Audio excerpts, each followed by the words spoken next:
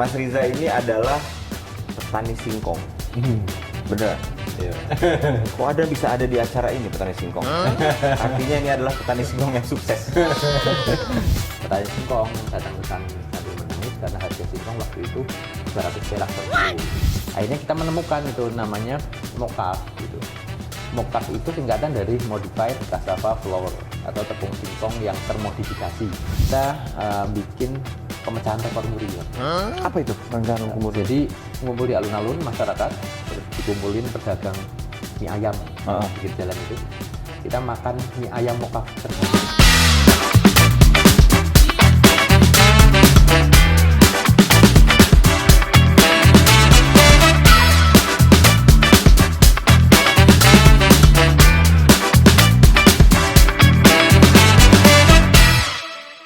Nasib itu nggak ada yang tahu.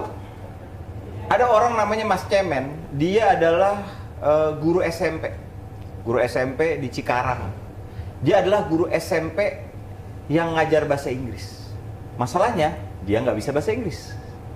Ada loh orang kayak gitu. Lalu sekarang, gara-gara itu, dia jadi stand up comedian terkenal. Main sinetron apa segala macam. Ada juga cewek dari Pinrang di Sulawesi. Dia itu asalnya cuman cabe-cabean. Serius gue cabe-cabean. Terus ikutan stand up comedy, sekarang jadi namanya jadi terkenal, namanya Musdalifah. Wah gila. Lo harus lihat IG-nya kencang banget. Terus ada juga namanya Marcel, asalnya dari penonton studio bayaran. Hahaha, ye, itu dia tuh. Yang tepuk tangannya disuruh-suruh orang. Sekarang mukanya udah ada di New York karena dia jadi brand ambassador sebuah kosmetik terkenal. Jadi nasib gak ada yang beda. Gak ada yang tahu. Bisa beda-beda. Saya dulu pernah ada di sini, tapi duduknya di sebelah sana bukan di sini. Ya, jadi saya ngerasa bersyukur sekali nasib saya langsung berubah ini. Maaf ya Ronald ya, punten ya. Nasib mah gak ada yang tahu. Dan nama saya Mo Sidik. Selamat datang di podcast JNE Untold Story. Ini adalah JNE punya cerita-cerita yang Anda nggak akan dapetin di podcast-podcast manapun, karena ini tidak diceritakan. Jadi saya juga bingung gitu. Ini cerita tapi nggak diceritain ya. Jadi orang taunya dari mana sih sebenarnya ini? Saya tahu nih yang bikin judul siapa ini. Dan senang banget pagi ini, siang ini, sore ini tergantung Anda nonton di mana dan kapan.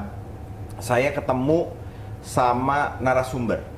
Nah, di Untold Story JNE ini narasumbernya gokil memang. Saya salah satunya. Gak tahu kenapa dipilih jadi narasumber. Mudah-mudahan episode itu lumayan yang nonton ya. Karena ini mengupas segala hal dari segala sisi. Termasuk sisi-sisi gelap, sisi-sisi yang tidak terlihat. Sekali lagi, hanya di podcast JNE Untold Story. Ini narasumber kita sekarang. Silakan. Ini adalah, karena judul kita hari ini adalah Banjarnegara ke Mancanegara. Benar ya? Iya. Oke, ini adalah, gue manggilnya Mas Riza. Nama lengkapnya siapa? Riza Aziumarida Azra. Bisa disebutkan 10 kali dengan cepat? Riza Aziumarida Azra. Itu emang namanya gitu coba. Riza Aziumarida Azra. Nama asli ya? Nama asli. Mas Azra ini, gue manggil apa? Riza sih. Mas Riza aja. Mas Riza ini adalah petani singkong. Beneran? Iya. Kok bisa ada di acara ini petani singkong? Artinya ini adalah petani singkong yang sukses. Umurnya baru 30 ya? Iya. Umur 30 dari Banjarnegara. Dari Banjarnegara. Boleh ceritain nggak sama kita Banjarnegara itu seperti apa? Soalnya yang gue tahu Banjarnegara itu di Jawa Tengah, deket Dieng. Betul. Saya punya teman namanya Wira, seorang stand up comedian yang kumisnya gini nih. Itu juga dari Banjarnegara, sekampung ya? Sekampung. Itu gede kecil kotanya apa segala macam? Ya, jadi Banjarnegara itu kalau dilihat dari peta gitu ya, itu di tengah-tengahnya Pulau Jawa Tengah, di tengah-tengahnya Jawa Tengah. Iya, karena ada Dieng ya di situ ya. Ya, terus di situ ada pegunungan Dieng. Memang kalau dilihat dari helikopter itu kayak mangkuk ya gitu. Jadi Banjarnegara bagian utara itu pegunungan Dieng. Gitu. Dingin di situ ya. Dingin mas. Iya, kalau yang pantesan Wira itu ya itu seorang filsuf puisi banget ya. Iya. Karena kalau biasanya dingin-dingin gitu keluar tuh itunya ya. Iya. Keluar seni-seninya. Betul. Cuma di Banjar memang aksesnya serba susah ya karena nggak dilewati jalur tol dan lain sebagainya gitu, sehingga salah satu waktu itu kami bergerak ke lapangan sebelum bertemu dengan Singkong gitu ya. Karena waktu itu indeks pembangunan manusia di Banjar termasuk yang rendah sekali ya di Jawa Tengah gitu loh. Karena nggak lewat jalan utama. Nggak, salah satunya banyak anak-anak yang putus sekolah, banyak yang secara pendidikan tidak melanjutkan ke jenjang yang lebih tinggi gitu. Mas ini kan UGM ya? Iya, Pak. Lulus dari UGM. Iya. Kuliah di Jogja artinya. Kuliah di Jogja. Artinya pulang kampung. Pulang kampung. Untuk membangun kampung. Negara Banjar. Ya. Negara Banjar. Terus kenapa? Ini kan artinya waktu pertama mulai itu umur berapa tuh? Baru lulus banget? Ya 2014. Ingat sekali saya. Sebentar, 2014 artinya umur Anda baru 22 tahun? 2014 berarti ya sekitar 22 tahun ya? Ya lulus kuliah itu ya. Iya, lulus kuliah 24 ya. Ya. Pulang ke Banjarnegara. Negara ya. Terus apa yang ada di pikiran Anda? Waktu itu kita lihat karena saya passionnya di dunia sosial ya, senang kegiatan sosial. Waktu itu balik kampung ke Banjar, kita buat komunitas namanya Sekolah Inspirasi Pedalaman waktu itu. Sekolah. Jadi waktu itu. Karena nggak dalam-dalam amat ya.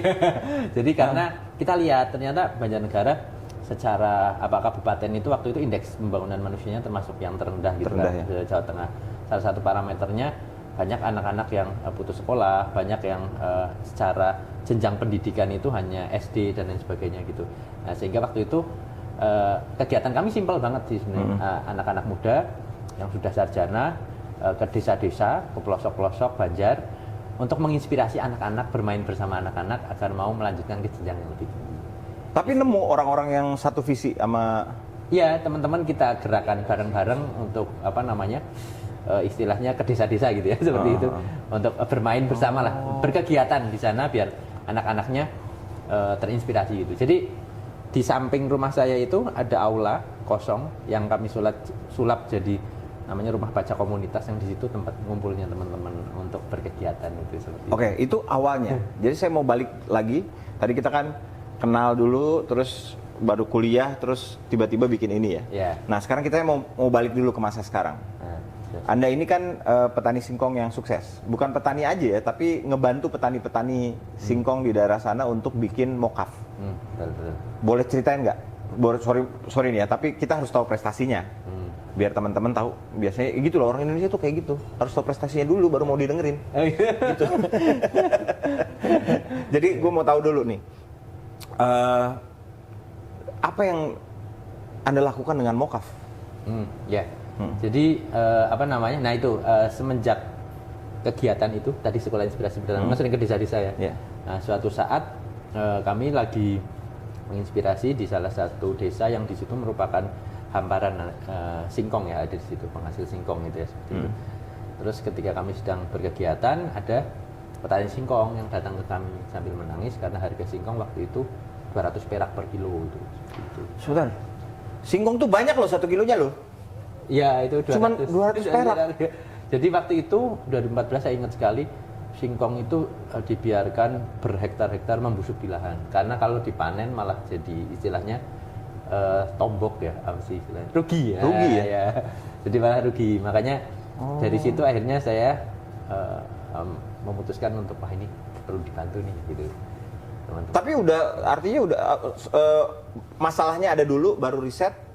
Nah dari situ masalahnya ada dulu baru riset dulu, gitu kan. Terus akhirnya kita lihat ini singkong berhektar-hektar, terus kemudian dibiarkan membusuk, dan saya yakin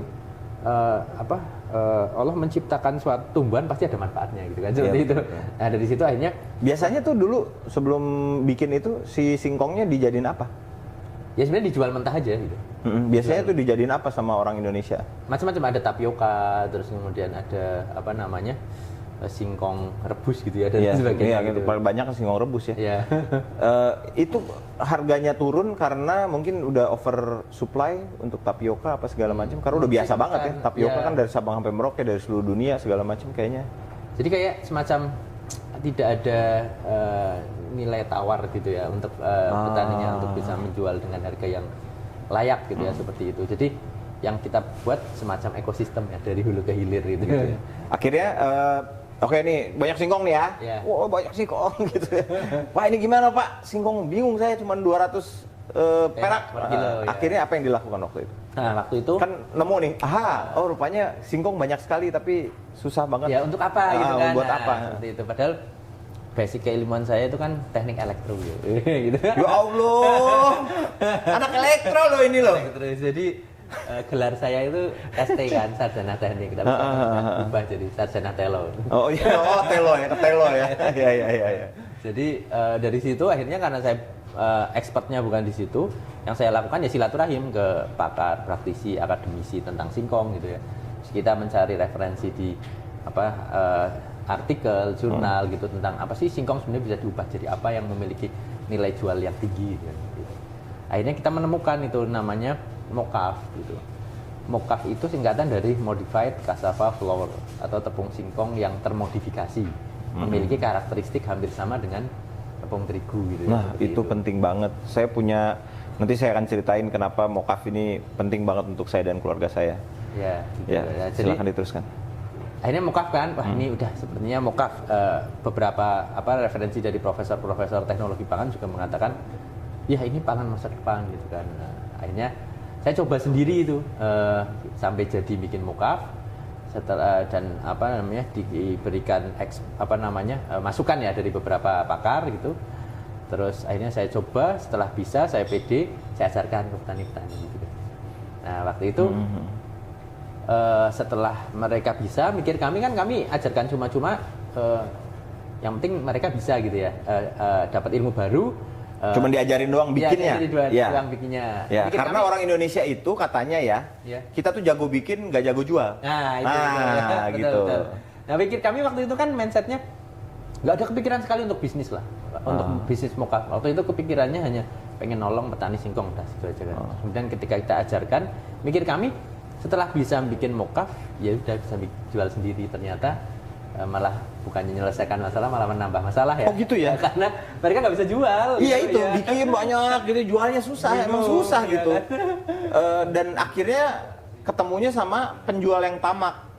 Nah, Ya kayak gitu kan biasanya. Iya akhirnya jadi tengkulak lah apa segala macam, terus dijual dengan harga yang enggak ini, petani serendah-rendahnya dibeli terus dijual dengan harga setinggi-tingginya gitu. Betul ya. Jadi dulu nemu terus jadi masalah ya. Nah, Tapi mereka udah jago bikin mocafnya tuh. Udah bisa kan. Nah, terus akhirnya saya coba ini konsultasi lagi kan ke beberapa sosiolog gitu kan. Ini gimana sih cara menyatukan antara kegiatan sosial dan bisnis gitu? Iya. Apakah bisa gitu ya? Oh ternyata ada konsep namanya sociopreneur gitu, atau wirausaha sosial gitu ya. Oke, stop dulu di situ. Saya mau nanya soal mocaf dulu nih. Iya. Oke. Mocaf itu adalah sekarang di dunia itu adalah salah satu tepung yang cukup populer. Betul. Karena yang pertama dia karakteristiknya mirip sama terigu. Jadi untuk orang-orang yang contohnya istri saya itu autoimun. Autoimun itu dia gaya hidupnya nggak boleh nyentuh tepung terigu, gluten. Betul. Jadi itu dipakai banyak sekali, apalagi sekarang lagi ngetren ya, hidup sehat, hidup gluten free segala macam itu udah jadi kebutuhan lah. Itu dijadikan tepung alternatif ya. Tepung alternatif jadi untuk mengganti tepung terigu. Betul. Karena ini yang saya tahu ya. Saya so tahu nih. Biasa pelawak namanya juga saya tahu ya. Katanya memang lebih gampang diolah, terus bisa 1:1, bener nggak? Iya. 1:1 gitu. Ya ini buat yang nggak tahu mocaf apa gitu. Kenapa mocaf ini penting sekali di dunia. Jadi sebenarnya nemu harta karun ini singkong-singkong yang nggak kejual.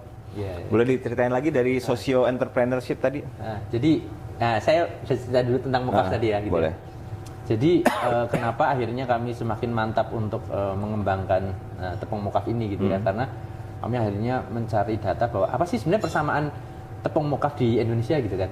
Ternyata mocaf memiliki karakteristik yang hampir sama dengan tepung terigu atau gandum, tapi jauh lebih sehat gitu karena gluten free, rendah indeks glikemik, kaya serat dan lain sebagainya. Oh rendah indeks glikemiknya juga, jadi gulanya juga rendah ya? Untuk teman-teman yang diabetes dan lain sebagainya itu bisa, terus kaya serat juga gitu. Nah terus Oh iya ya. Terus yang paling mencengangkan ini ya, itu yang saya memperoleh data itu ternyata sampai detik ini Indonesia itu merupakan negara pengimpor terigu terbesar sedunia.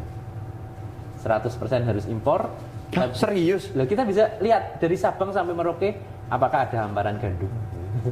Oh iya ya. Oh gandumnya impor mungkin ya, gandum diolah kan di Indonesia. diolah jadi terigu. Iya kan? betul-betul. Jadi Oh, impor gitu ya? 100% gitu. Nggak bisa ditanam di Indonesia tanaman itu gitu. Nggak ada di Indonesia gitu. Jadi Semua makanan kita tuh pakai terigu loh. Dari mulai yang paling murah yaitu bala-bala, ya, sampai yang paling mahal itu. Iya, roti-roti. Roti-rotian segala macam. Waduh. Wah iya ya. Itu kayak semacam makanan utama kita ya, mie itu kan ya, sebagai anak-anak kosan. Anda impor loh itu. Impor ya, bener ya? 100% impor. Tahunnya naik sampai 14,15%. Oke, ini. Dan itu menguras devisa negara yang sangat besar Ya, ya. betul. Apa namanya? Padahal kalau di kampung halaman saya itu hampir setiap pertigaan perempatan ada makanan khas, makanan tradisional namanya tempe mendoan. Yang pakai tepung terigu. Iya. Makanan khas, makanan tradisional tapi tempenya dibalut dengan tepung impor. Ini gue shock beneran loh. Itu fakta yang mencengangkan loh. Karena jadi gini, saya tuh sering berantem sama teman saya orang Malaysia. Enak-enakan makanan. Gitu. Sama ya kalau orang Singapura mah udah itu mah nyontek kita berdua lah ya. Jadi saya tuh kerjanya berantem sama teman saya orang Malaysia gitu. Wah, makanan gue lebih enak, makanan gue lebih enak. Tapi kami berdua lupa bahwa makanan daerah khas kita itu bahan dasarnya terigu. yang saya juga yakin Malaysia juga ngimpor. Mana ada gandum di perkebunan gandum di Malaysia ya. Jadi kita berantem ini kayak saya sama Mas berantem karena saya suka MU, Mas suka Liverpool ya. Sebenarnya gitu ya. Aneh banget. Oke, kita lagi. Wah, gila ini untold story nih. Ini untold story nih. Gila loh. Anda mikirin gak tuh? Bala-bala, men. Ya Allah, bala-bala loh. Impor loh. Astagfirullahaladzim. Itu kedudukannya bala-bala sekarang kalah sama cimol. Karena cimol tidak impor ya. Beras kan, dari tepung beras dia kan. Tapi dari singkong juga. Aduh. Saya sebagai pencinta makanan shock banget. Boleh. Ini masih shock nih, maaf ya. Ini beneran loh shocknya loh. Oke. Itu ya, jadi Indonesia negara pengimpor terigu terbesar dunia. Banyak sekali makanan yang dari kalangan menengah ke bawah sampai menengah ke atas semua mengkonsumsi tepung terigu itu. Nah, padahal data kami peroleh bahwa Indonesia adalah negara penghasil singkong terbesar kedua. Nah lo. Jadi Sabang sampai Merauke tinggal tancap langsung singkong. Iya. Pasti panen. Betul. Tapi hampir 95% petani singkong berada di bawah garis kemiskinan gitu ya, seperti itu. Padahal singkong bisa diolah jadi tepung mokaf yang jauh lebih sehat, memiliki karakteristik hampir sama dengan tepung terigu. Sehingga ini merupakan suatu data yang sangat jomplang ya. Mas, ini kan saya kaget banget. Saya genuine loh kagetnya. Dulu waktu dapetin fakta ini, itu gimana rasanya? Iya, Bapak. Saya semakin mantap bahwa ini merupakan real gerakan kedaulatan pangan yang harus kita perjuangkan. Gitu. Iya betul, kedaulatan pangan. Wah ya Allah, ini benar-benar breathless loh saya ini. Oke, diteruskan Mas. Ya, jadi dari situ kan kami semakin mantap gitu ya bahwa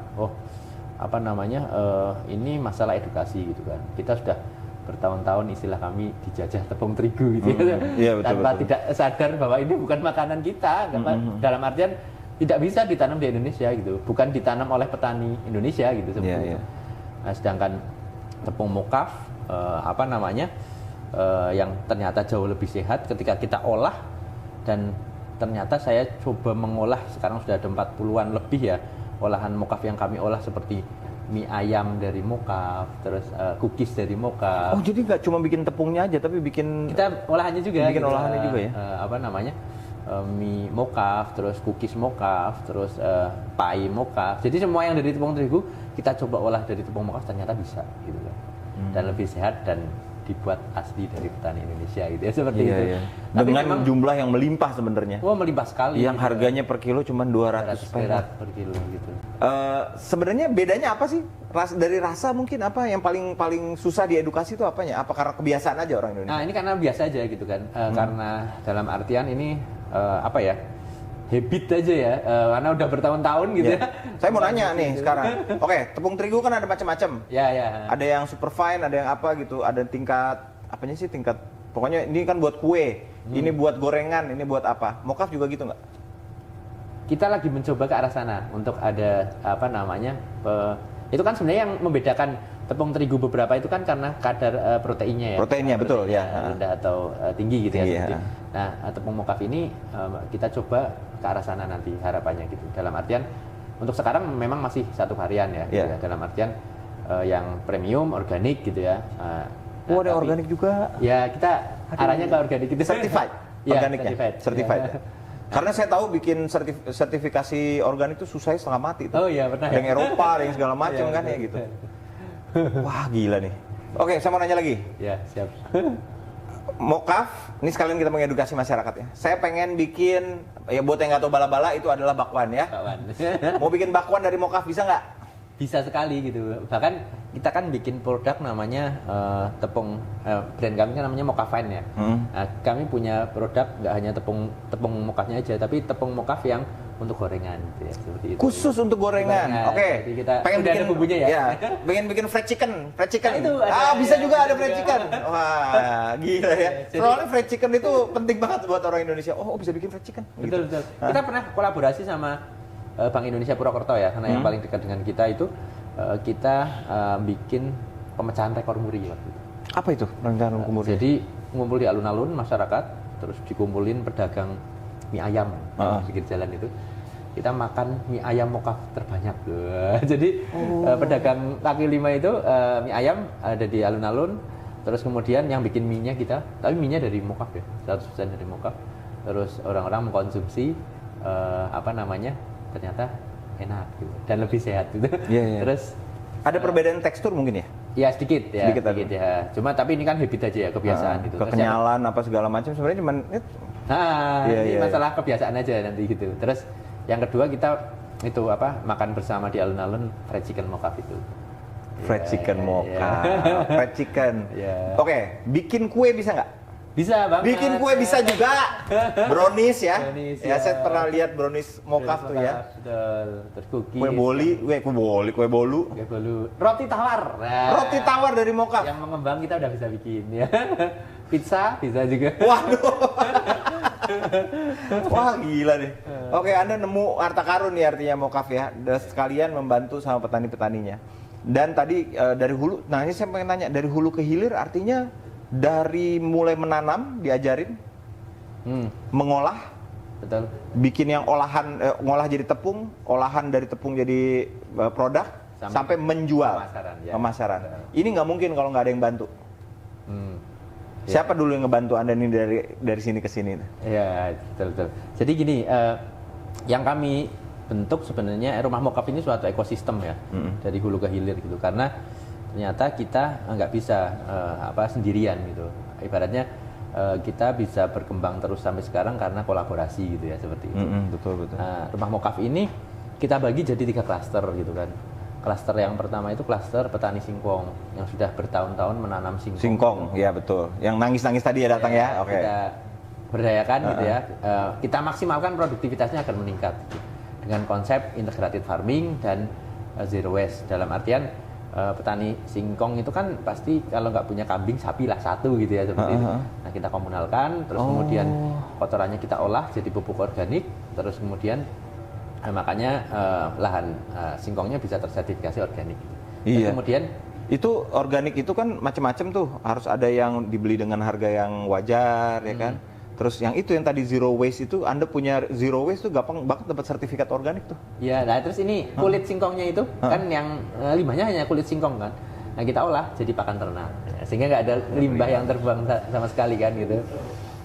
Terus kotorannya kita olah jadi pupuk organik. Loh, ini padahal ini udah masuk ke hewan juga ya. Iya. Ada kotorannya jadi pupuk. Pupuk, jadi Oh, muter iya, ya. Integrated muter-muter. farming istilahnya. Betul, gitu. betul. Itu klaster yang pertama. Itu klaster petani singkong. Jadi produktivitasnya itu meningkat ya setelah itu gitu. Terus kita juga menghubungkan dengan universitas, itu kan banyak riset-riset tentang pertanian gitu ya. Apalagi di Indonesia ya. Iya. Tapi kan terkadang mandek di perpustakaan aja gitu kan. Nah, tugas iya, kita iya. menjadi penjembatan agar riset itu lebih membumi dan bisa dinikmati ya oleh petani yang ada di desa-desa gitu. Terus itu klaster yang pertama. Klaster yang kedua itu klaster istilah kami klaster kedua itu pengrajin mokaf gitu. Ibu-ibu yang tadinya menganggur di desa-desa, kita berdayakan untuk mengolah singkong menjadi chip mokaf gitu. Jadi mokaf setengah jadi gitu ya, seperti itu. Sebelum ditepungkan gitu ya. Itu kadang ngupas singkong, motong-motong, melakukan fermented, terus kemudian jemur sampai jadi kering gitu ya. Akhirnya muncul perputaran perekonomian baru di desa gitu ya, melalui klaster yang kedua itu. Nah, klaster yang ketiga ini anak-anak muda gitu, yang tadinya jadi relawan, relawan yang tidak dibayar gitu ya, seperti itu. Nah, akhirnya dengan konsep sosiopreneur itu yang menggabungkan antara sosial dan bisnis tadi gitu ya.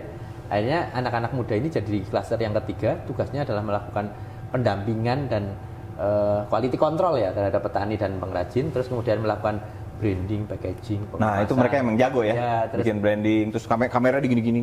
Iya. Sertifikasi ini ada. Nah, sertifikasi juga. Dokumennya banyak banget. Iya, betul. Petani butuh itu loh. Petani itu memang ya itu bikinnya jago tapi jualannya nggak bisa. Nampak kejualan tuh memang peran anak-anak yang zaman sekarang ya. Iya, betul. Nah, ini klaster yang ketiga tugasnya branding, packaging, pengemasan, sertifikasi, bahkan ada yang tim digital marketingnya, terus bikin kemasan bagus dan riset produk-produk turunan gitu. Nah, ketiga klaster ini kan dari hulu ke hilir nih. Iya. Nah, kita selalu rutin duduk bareng lah ya, 2 minggu sekali sampai sebulan sekali untuk menentukan harga pokok produksi dan marginnya secara bersama-sama. Istilah sama kami, petaninya juga diobrol. ngobrol semuanya. Ini, iya. Istilah kami demokratisasi ekonomi, berkeadilan milik rakyat gitu. Jadi nggak ada yang sangat diuntungkan dan nggak ada yang sangat dirugikan. Kita sejahtera bareng-bareng lah gitu. Fair trade ya istilahnya. Betul, fair trade. Nah, itu orang Eropa tuh dengar kata fair trade tuh wah gitu. Makanya ini bawa kita ini ada pasarnya di Indonesia. Mungkin belum mature. Karena edukasinya masih belum banyak. Tapi di luar negeri pasarnya gila, Bos. Ya kan? Gila banget. Gila banget. Amerika itu pengonsumsi paling besar, Eropa mana lagi? Ini mau ke Turki. Turki jangan-jangan. Nah, kemarin kan saya baru pulang sama Pak Mentan itu ke Eropa ya, ke Italia, terus Belgia, Amsterdam. Itu hampir setiap restoran ya di situ ada tulisannya besar, healthy food gluten free gitu. Itu jarang banget, di sini cuma ada di Ubud, Pak. Jakarta aja jarang loh, di Ubud banyak tuh. Di Ubud banyak. Nah, di Eropa itu tepung muka gluten free lagi naik daun banget gitu. Dan dicari gitu kan. Di sana gitu. Nah, sehingga memang di Indonesia yang singkong dianggap sebagai makanan. Kan image-nya singkong ketika kita karena ada ini anak singkong. Nah, itu. Iya. Image-nya itu kalau dengar singkong makanan marginal. Betul lah. Makanannya orang-orang miskin, orang susah gitu.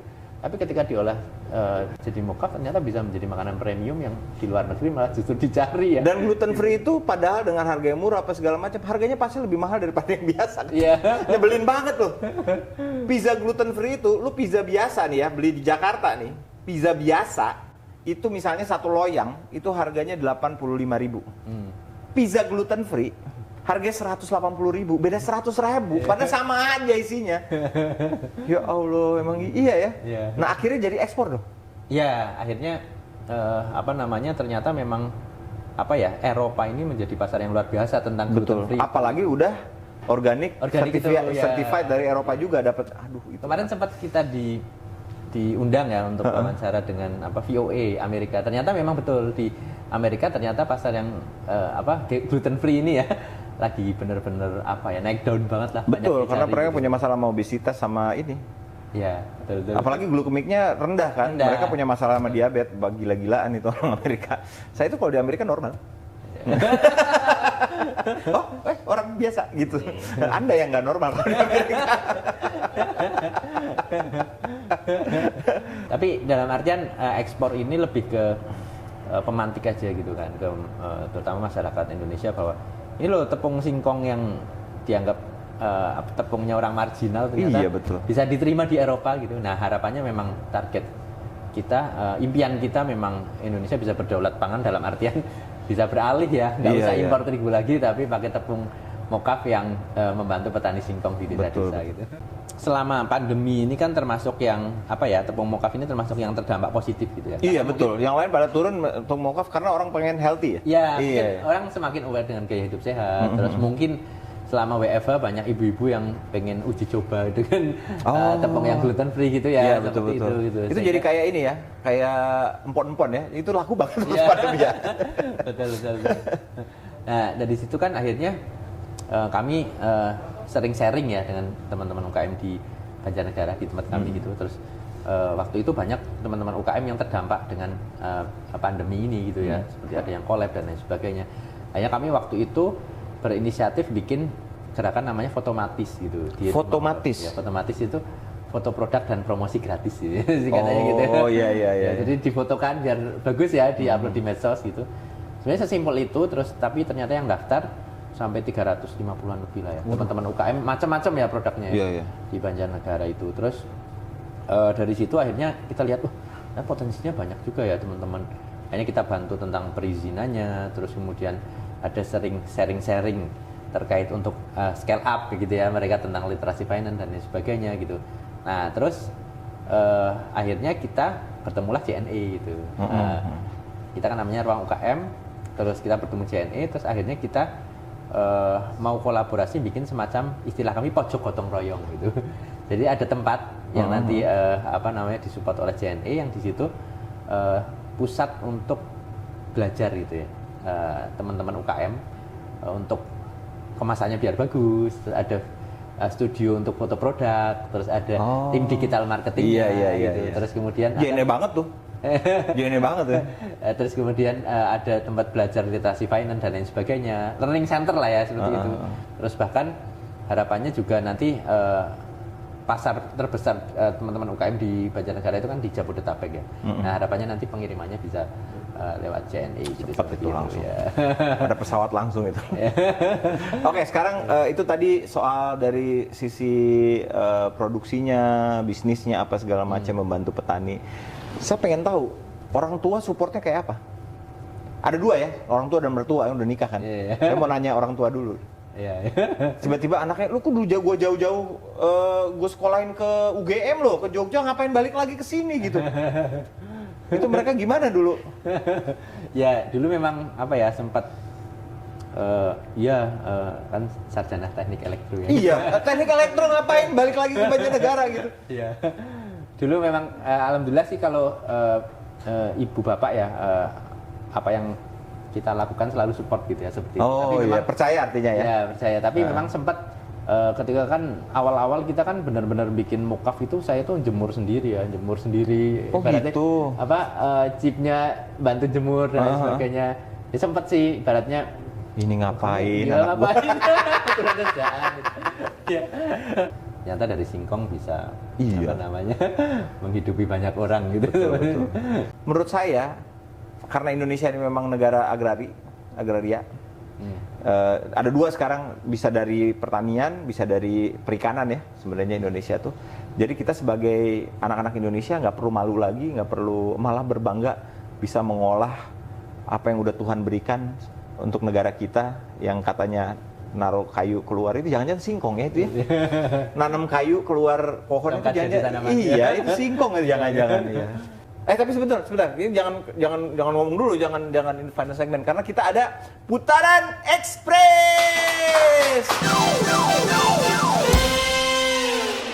Oke, ini adalah putaran ekspres. Jadi saya punya alat bantu nih. Dia sama kayak JNE, dia ekspres. Nah, dan di sini ada warna-warna. Ada warna oranye, ada warna beige. Ini beige nih. Bener nggak sih namanya beige nih? Terus ada warna putih, ada warna hitam. Jadi itu adalah tantangan-tantangan. Tantangannya apa? Itu ada di kepala saya. Nanti dia berhenti di mana? Misalnya putih, itu tantangannya apa gitu. Oke, ya. Menantang ya. Oke, sip. Ini akan saya putar. Nanti kita lihat dia ada di mana. Siap. Oke. Mau saya yang pegang apa mau berhenti sendiri? Berhenti sendiri. Oh, emang ini menyerahkan diri pada nasib. Putih. Ya, karena saya ini orangnya nggak rasis ya, saya tidak melihat color of the skin, saya nggak ngelihat warna itu apa. Jadi saya taunya ini putih aja semuanya atau ini enggak, saya nggak peduli mau hitam mau putih, Anda sahabat saya. Jadi tantangannya kali ini adalah tebak tepung. Ini sini ada 5 jenis tepung yang akan segera saya buka. Tadi dulu gimana nih caranya? Satu, gua nggak hafal soalnya kalau gua. Iya. Jangan-jangan ada produk lu juga nih di sini. Ini ada 5 tepung. Silahkan dirasa pakai tangan aja. Dirasa pakai tangan dan sebutkan itu tepung apa. Yang ini dulu. Ini dulu. Tahu dong. Ini tapioka. Ya. Wih, betul satu. Ini. Jangan dulu. Ini satu. Saya ini nggak tahu ininya. Wah, ini nggak usah dicobain Ini ya. Ini apa? Jagung ya? Saya meragukan kemampuan. Ayo apa ayo? Iya kan ini jagung ya? Bukan.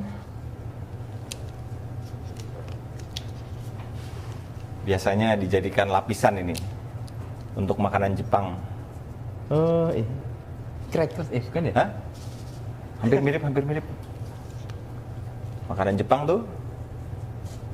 Apa ini? Ini adalah tepung roti. Oh, tepung roti. Tepung roti. Atau kalau di Jepang namanya panko. Panko. Sebentar. Panko. Ini. Ya.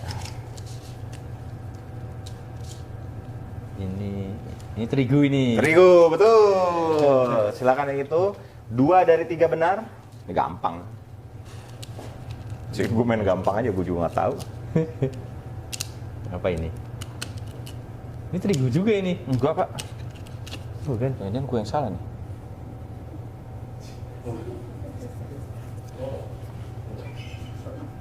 Ini hampir sama kayak mokaf soalnya. Ini tepung beras. Tepung beras. Tepung beras. Tepung beras. Jadi 2 salah dan 2 benar. Nah, yang terakhir. Wah, ini maizena ini. Ya, betul. Anda. Ya, jadi sebenarnya macam-macam itu, ada kejujuran tadi itu ya, ada tantangan, ada tebak paket. Kalau gue juga itu ya, kalau gue makanan dulu ya, dan zona aman. Jadi kita akan memutar sekali lagi. Nggak ada tujuannya apa, zona aman itu apa? Aduh. Ini seperti biasa karena JNE itu connecting happiness. Ya, jadi kita selalu bertanya ini untuk narasumber kita. Siap. Arti bahagia buat Anda itu apa? Ya, arti bahagia buat kami gitu ya, buat saya itu apabila bisa bermanfaat untuk orang lain. Apabila ada orang yang kita bantu, kemudian dia merasa lebih sukses dari kita dan juga lebih bahagia dari kita, itu suatu kebahagiaan yang tidak bisa terbayar. Ya. Anda itu pengen Anda bahagia kalau ada orang jauh lebih bahagia daripada Anda. Iya. Oh, hebat sekali deh, tepuk tangan dong. Gila ya, hebat banget. Oke Mas, terima kasih banyak. Terima kasih banyak. Cerita Anda menginspirasi kami semuanya, termasuk saya. Pada khususnya ya, untold story banget. Tadi banyak hal yang menurut saya orang Indonesia tuh harusnya sadar. Ada closing statement lah, apa gitu buat teman-teman semua. Ya, siap. Biar kita ter-encourage mengikuti jejaknya atau gimana mungkin. Ya, jadi kalau saya sedikit berbagi gitu ya, bagaimana sudah saatnya anak-anak muda balik ke desa gitu. Karena banyak sekali produk-produk lokal yang butuh sentuhan anak-anak muda ataupun milenial untuk bisa go nasional dan go internasional gitu ya. Oh, iya betul. Terus yang kedua, mari kita sama-sama menjadi bagian untuk bangga buatan Indonesia gitu ya. Maksudnya bangga dengan produk lokal bangsa Indonesia dan membantu Indonesia untuk menuju Indonesia yang berdaulat pangan. Artian kedaulatan pangan itu kan bukan hanya sekedar jargon omongan saja gitu ya. Tapi kedaulatan pangan yang paling dasar adalah ketika mulut kita berdaulat gitu ya. Dalam artian tidak memasukkan produk-produk impor ke dalam mulut kita, tetapi memasukkan produk-produk pangan lokal yang ditanam oleh petani yang ada di sekitar. Oh iya. Terima kasih banyak. Dan ini adalah another edition of Podcast JNE. Untold Story. Nama saya Mo Sidik. Assalamualaikum warahmatullahi wabarakatuh. Terima kasih.